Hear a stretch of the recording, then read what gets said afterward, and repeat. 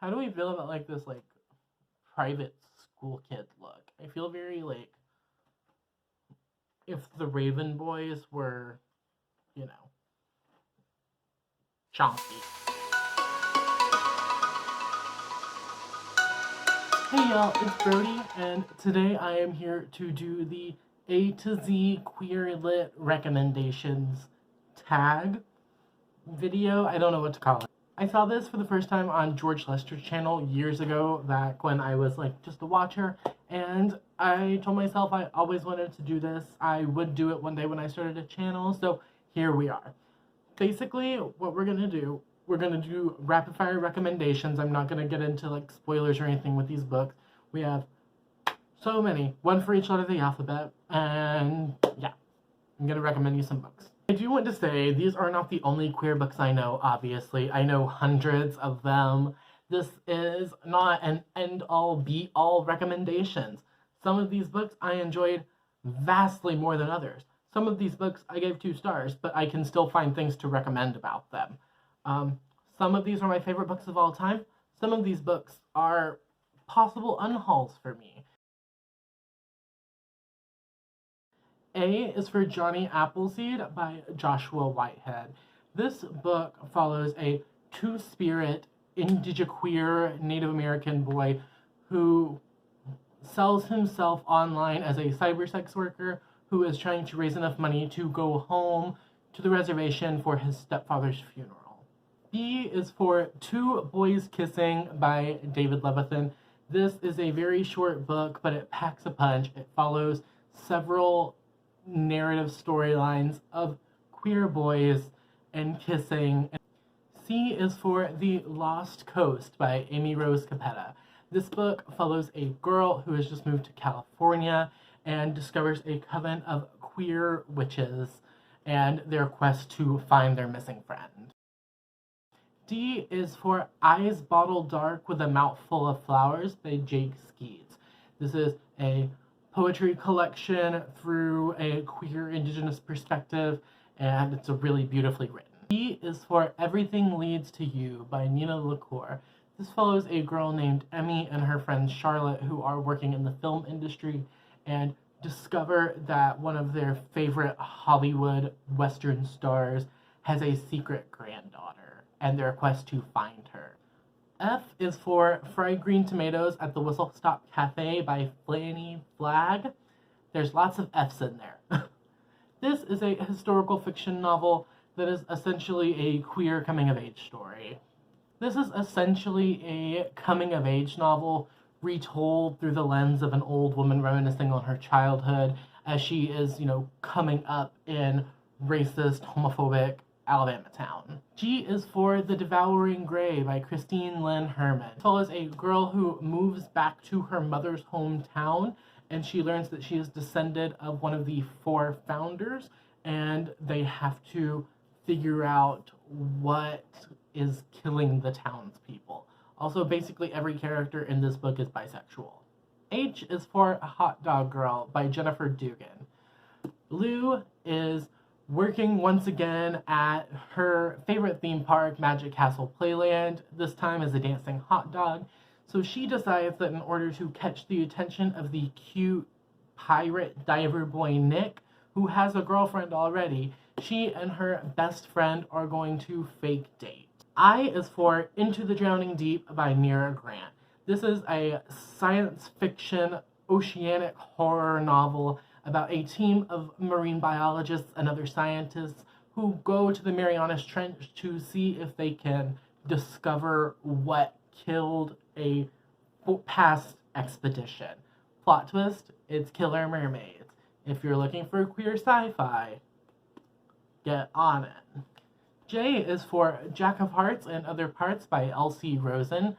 Jack is a very sex-positive, rambunctious gay guy who gets roped into giving advice in a sex column for his friend's blog, and he learns that he has a stalker. L is for Let's Talk About Love by Claire Kahn. Alice has just come out to her girlfriend as asexual and been immediately dumped, so she decides to throw her focus into her job at the library. But she meets a cute boy who breaks her cutie scale and romance ensues. L, I don't know if counts because this is supposed to be queer literature, but I personally consider nonfiction literature, so I am going with My Lesbian Experience with Loneliness by Nagata Kabi. This is a graphic manga memoir about coming to terms with sexuality and adulthood, as well as like how to circumnavigate the world as like a working class citizen with mental illness, and it's really, really good. M is for Hero by Perry Moore. This follows a gay teenager who is the son of a famous superhero. He also has powers, but his father is homophobic. N is for Nimona by Noelle Stevenson. This is a graphic novel following Nimona, who is a shapeshifter. She becomes the assistant to a big bad villain who has a romance with the Golden Boy superhero. O is for Our Bloody Pearl by D.N. Bryn. This book follows a non-binary siren and their recovery from both physical and emotional trauma, as well as them developing feelings for the cute brown pirate that saved them from their captor. P is for Wilder Girls by Rory Power. Approximately a year and a half ago, the Talks swept through the Raxter School for Girls on the isolated island. They have now been quarantined and their bodies have started to mutate. This is a survivalist story and it has a lot of sapphic queer girl representation. Q is for Red, White, and Royal Blue by Casey McQuiston. I almost used Q as my free space, but there is a Q in Casey's last name, so. This follows Alex Claremont Diaz, who is the first son of the United States. There is an accident at a royal wedding, and he ends up having to play nice with the Prince of Wales, and romance ensues. R is for an upcoming release. It is Reverie by Ryan LaSala. This follows a boy named Kane who is lost his memory and gets told by a group of classmates that he has actually been intercepting people's fantasies, and these fantasies are starting to go out of control. S is for Drag Teen by Jeffrey Self. This follows a teenager who wants to win a competitive drag pageant, and it's a road trip novel as he and his friends travel across the country to get there. Hijinks ensues. It's fun. T is for Wild and Crooked by Leah Thomas. This follows two teenagers whose lives cross incidentally. Her father was the murderer and his father was the victim. They are both queer. It's platonic. There's no romance. It's really, really fucking good. W is for What If It's Us by Becky Albertalli and Adam Silvera. This follows two boys named Ben and Arthur who have a kind of tricky first meeting, and then they insist on redoing the first date over and over until it works out. V is for The Seven Husbands of Evelyn Hugo. If you don't know what this book is about, I'd be very surprised. It's such a popular booktube darling. But this follows a former Golden Age Hollywood actress named Evelyn Hugo, who has now chosen a very obscure journalist to tell her life story about her seven husbands and about the forbidden love of her life. This book is amazing. Evelyn Hugo is a bisexual queen, and her sexuality is not a spoiler. So don't act like it is. Thank you, please. W is for Wild Beauty by Anna Marie McLemore. This follows a group of women who are trapped in this place known as La Pradera. They have the ability to grow flowers out of their hands, and they all fall in love with the same girl. However, there is a curse that the person you fall in love with will disappear.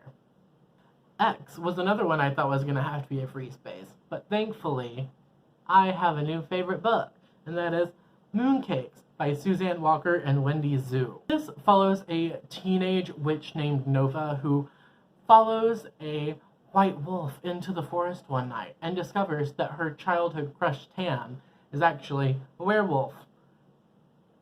Tam is also non-binary and uses they them pronouns, so don't misgender them. Thanks. Appreciate it. Cool. Back on topic. The two have to investigate a dark supernatural force that is kind of taking over the forest, and it's so sweet and soft and Why is Tell Me How You Really Feel by Amina May Safi. Tell Me How You Really Feel follows Sana and Rachel, who are enemies. After Sana asked out Rachel on a date and Rachel thought it was a joke, the two have been arch enemies, and this follows them having to work together on a school project and going from enemies to lovers. And finally, Z is for Labyrinth Lost by Zoraida Cordova.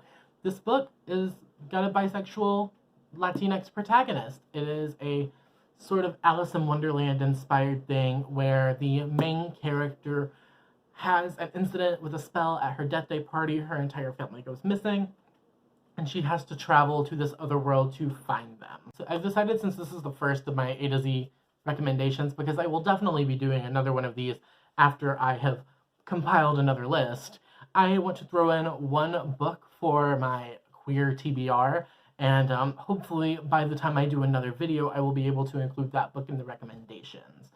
So that's just a fun little way we're making things different. The book I want to talk about is Out of the Blue by Sophie Cameron. I am not sure on the exact on-page rep in this book, but I know it is about angels who have fallen from the sky. The main character finds one, and sapphic relationships ensue. The cover's really pretty. I've heard pretty good things about it, and I'm very excited to read it. Comment question of the day. What book did I leave out? What is your favorite queer book that you would like to see me read and get my thoughts on? Let me know down in the comments. Alright, I hope you have a wonderful whatever it is, wherever you are.